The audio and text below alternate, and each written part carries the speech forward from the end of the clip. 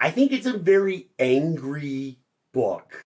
I think that Milton was probably he probably was coming from an angry place when he was writing this. And, getting divorced from a 15-year-old, and Which was like his first of four and then wives?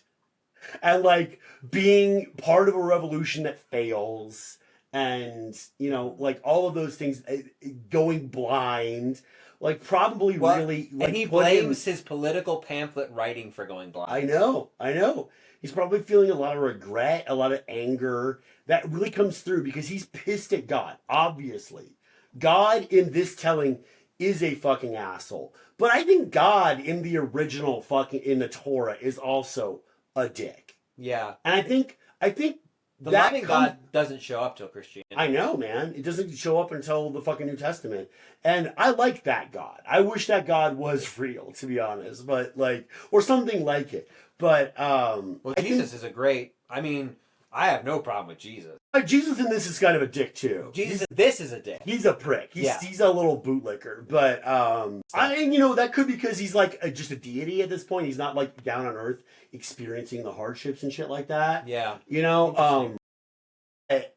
I think that the reason that God is such a prick in the Old Testament too is because life was hard back then.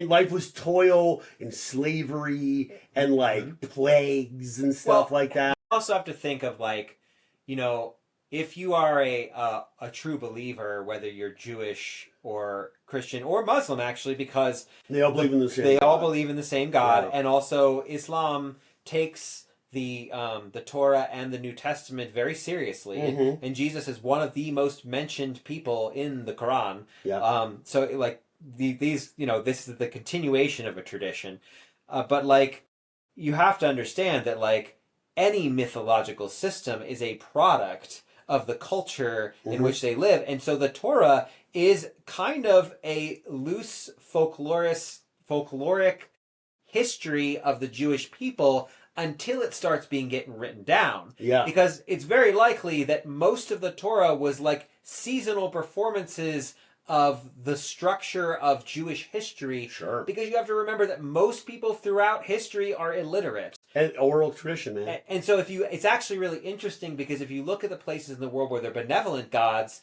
there are places like Egypt, many of their gods are benevolent, and natural disasters for them are kind of good things because the Nile regularly flooded every year. It was a predictable world to live in. Yeah. And the more chaotic worlds, so if you look at like where the biggest asshole gods are, it's the Greeks. And if you look at ancient Greek culture, it was rife with conflict. Yeah. And so, of course, what's happening here is like, I mean, you're also dealing like with the recent Reformation, the Counter-Reformation. You're dealing with like the rise of kings, the divisions of power between parliaments and kings. Yeah. Like so much is happening in the historical background of Milton, which is then reiterated when you're reading like the Jewish cultural history, which is a history of severe struggle and oppression. Yeah. Like the things that the Jewish people experience they're like indigenous people who are enslaved by the Egyptians, who are enslaved by the Babylonians, who are enslaved by the Persians, who are enslaved by the Romans, who's, face constant anti-Semitism in Europe throughout history.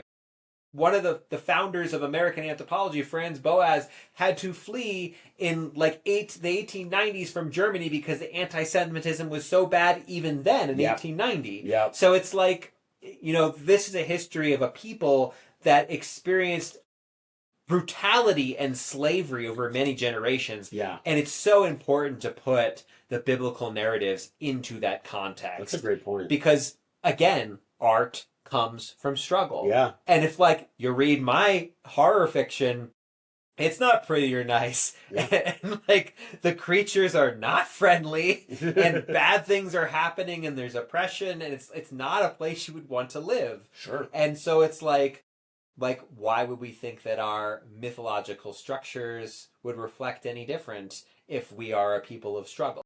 That's a great point. Yeah.